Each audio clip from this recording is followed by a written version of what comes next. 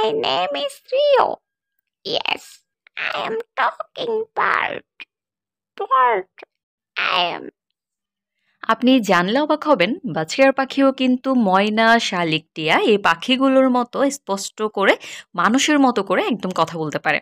তো কিভাবে আপনি আপনার বাছিয়ার পাখিকে কথা বলা শেখাতে পারেন, কত মাস বয়সে তারা কথা বলতে পারে, কিভাবে ট্রেন করতে হয়, আদৌ তারা কথা বলতে পারে কিনা, সেই বিষয়ে বিস্তারিত জানতে পারবেন আজকের ভিডিওতে।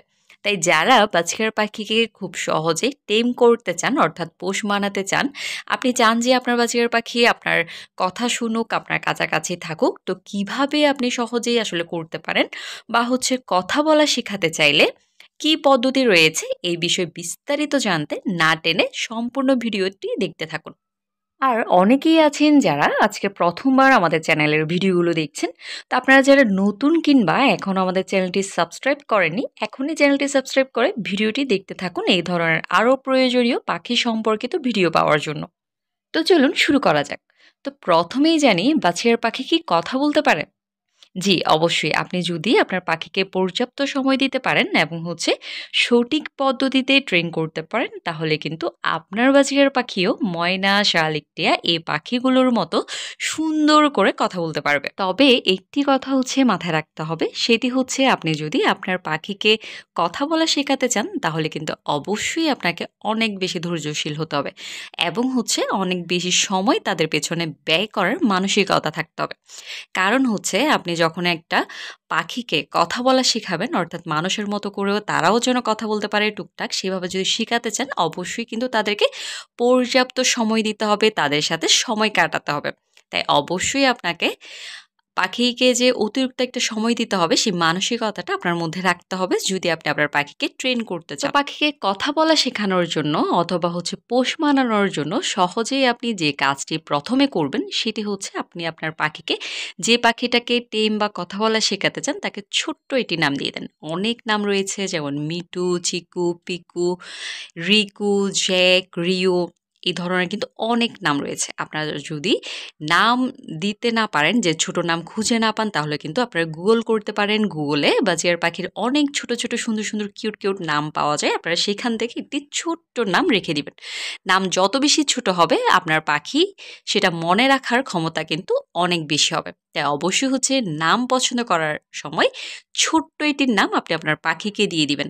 আর যে পাখিটাকে আপনি কথা বলা শেখাতে চান বা পোষ মানাতে চান, সে পাখিটাকে অবশ্যই অন্যান্য পাখি থেকে আলাদা রাখবেন। অর্থাৎ আপনার যদি একাধিক পাখি থাকে, তাহলে কিন্তু অবশ্যই আপনি যে পাখিটাকে ট্রেন করতে চান তাকে আলাদা করে তারপরে কিন্তু আপনাকে এগুলো করতে হবে। তা না হলে পাখিটা যদি আরও পাখিদের সাথে থাকে, তাহলে কিন্তু সে তাদের দিকেই মনোযোগটা বেশি থাকবে, ফলে কিন্তু আপনি চাইলেও খুব সহজে তাকে ট্রেন করতে পারবেন না। তাই অবশ্যই প্রথমে তাকে আলাদা খাঁচা করে আলাদা পরিবেশ দিয়ে সেখানেই আপনাকে চেষ্টাটা করতে হবে। আপনার যে কাজটি করতে হবে সেটি যে পাখিটাকে আপনি ট্রেন করবেন, তাকে অবশ্যই আপনার কাছাকাছি রাখার চেষ্টা করবেন। তাহলে কিন্তু আপনার প্রতি তার আগ্রহ অনেক বেশি জাগবে এবং আপনার চেহারাটি তার কাছে পরিচিত হয়ে যাবে। আপনি যদি তার কাছে পরিচিত হয়ে যান, তাহলে তাকে ট্রেন করা আপনার জন্য একদম সহজ হয়ে পড়বে। কারণ সে আপনাকে ভয় পাবে না। বাছরিয়ার পাখি যখন ভয় পায়, তখনই কিন্তু তাকে পোষ মানানো বা তাকে দিয়ে কিছু করানো অনেক বেশি কষ্ট হয়ে যায়। চেষ্টা করবেন পাখিকে খাবার খাওয়ানোর সময় আপনি আপনার হাতের মধ্যে কিছু সিড মিক্স নিয়ে তার খাঁচায় দেয়ার। সে যদি আপনার হাতে খাবার খাওয়ার অভ্যাসটা তার গড়ে ওঠে, তাহলে কিন্তু তাকে কথা বলা শেখানো বা পোষ মানানো অনেক বেশি আপনার জন্য সহজ হয়ে যাবে। তাই তাকে যতবার খাবার দিবেন, আপনি চেষ্টা করবেন দিনে 1-2 বার হলেও আপনার হাতে খাবার নিয়ে তাকে খেতে দেওয়ার চেষ্টা করা।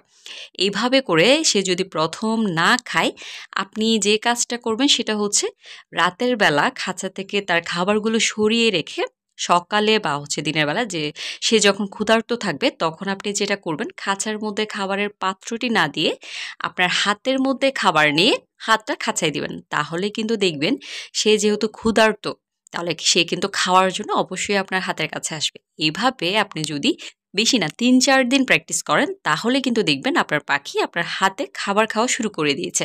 আর এটাই কিন্তু খুব সহজ একটা মাধ্যম পাখিকে ট্রেন করার। বাছরিয়ার পাখি কিন্তু কয়েকদিনেই কিন্তু একদম হুবহু মানুষের মতো করে কথা বলবে না। তাই আপনাকে অবশ্যই আপনি যে বাক্যটি তাকে শেখাতে চান, সেটি নির্দিষ্ট করে নিতে হবে। ধরেন আপনি তাকে শেখাতে চাইছেন আমার নাম মিটু, তাইলে আপনাকে কিন্তু এই কথাটি অর্থাৎ এই বাক্যটি কিন্তু বারবার তার সামনে বলতে হবে। যখন আপনি তাকে খাওয়াতে যাবেন বা তাকে আদর করে তার সাথে সময় কাটাতে যাবেন, তখনই কিন্তু আপনি এই একটি বাক্য বলবেন। আর সেটাই কিন্তু আপনাকে প্রতিদিন কন্টিনিউ করতে হবে। তাহলে কিন্তু দেখবেন আপনার পাখিটি আস্তে আস্তে সেই বাক্যটি বলা শিখে গেছে।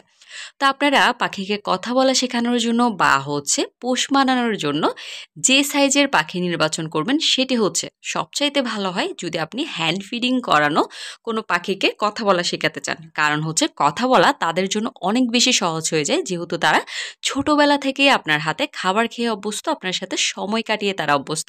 তাই আপনি যেটা করতে চান তারা কিন্তু সেটা করতে চাইবে। তো আপনারা যেটা করতে পারেন, যদি আপনারা অভিজ্ঞ হয়ে থাকেন তাহলে কিন্তু হ্যান্ড ফিডিং অর্থাৎ টেম সাইজ বাচ্চা আপনারা নির্বাচন করতে পারেন। আর যদি আপনারা চান যে হ্যাঁ আপনারা একদম ছোট থেকে হ্যান্ড ফিডিং করাতে পারবেন না, তাহলে কিন্তু 1 মাস বয়সী বা 45 দিন বয়সী বাচ্চা নির্বাচন করতে পারেন। তারা কিন্তু নিজে নিজে খেতে পারে। আপনারা ছোট দানার সিড মিক্স তাদেরকে খেতে দিতে পারেন, তাহলে কিন্তু হবে।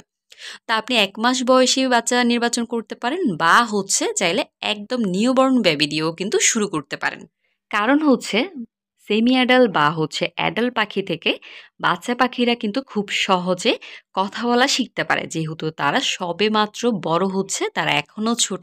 তাই আপনি তাদেরকে যেভাবে ইচ্ছা সেভাবে কিন্তু গড়ে নিতে পারেন। তাই আপনার টেম করার জন্য বা কথা বলা শেখানোর জন্য অবশ্যই বাচ্চা পাখিটা নির্বাচন করবেন, তাহলে কিন্তু আপনার জন্য সেটা অনেকটা সহজ হয়ে যাবে। আপনি যদি আপনার পাখিকে পর্যাপ্ত পরিমাণে সময় দিতে না পারেন, তাহলে এটি সহজ টেকনিক আপনাকে বলি। সেটি আপনি কোথাও রেকর্ড করে আমার নাম মিটু বা আপনি যে কথাটি তাকে শেখাতে চান সেই কথাটি রেকর্ড করে তার পাশে ছোট করে বাজিয়ে দিতে পারেন। তাহলে কিন্তু সে ওই লাইনটা বারবার শুনতে শুনতে কথা বলার সেও কিন্তু চেষ্টা করবে। এটা কিন্তু খুব ভালো কাজ করে। এছাড়াও আপনারা ইউটিউব থেকে যে বাজকার পাখিরা কথা বলছে এই ধরনের কথা বলার আপনি আপনার ল্যাঙ্গুয়েজে সিলেক্ট করে এই ধরনের কথা বলার ভিডিওগুলো কিন্তু আপনি আপনার পাখিকে দেখাতে পারেন বা পাখির সামনে বাজাতে পারেন। অনেক সময় কিন্তু অনেক ভিডিও পাওয়া যায় ইউটিউবে যে পাখি কথা বলছে অনেক সুন্দর করে স্পষ্টভাবে, ইংলিশেও রয়েছে, বাংলায়ও রয়েছে। আপনার যে ভাষায় প্রয়োজন আপনি কিন্তু সেই ভাষায় ভিডিও সার্চ করে আপনার পাখিকে দেখাতে পারেন বা অডিও আপনার পাখিকে শোনাতে পারেন।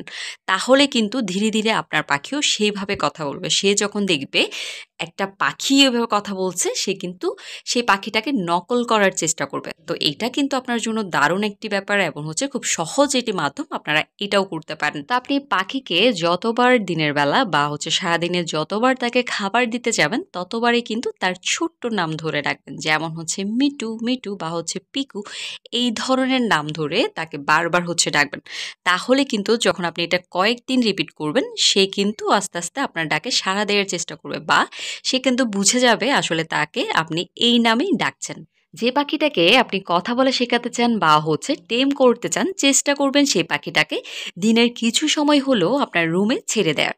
তাহলে কিন্তু সে নিজেকে অনেকটা বেশি স্বাধীন মনে করবে। সে কিন্তু ভেতর থেকে একদম ফ্রেশ থাকবে, হ্যাপি মাইন্ডে থাকবে। ফলে তাকে কথা বলানো শেখানো বা টেম করা আপনার জন্য কিন্তু অনেক সহজ হয়ে যাবে।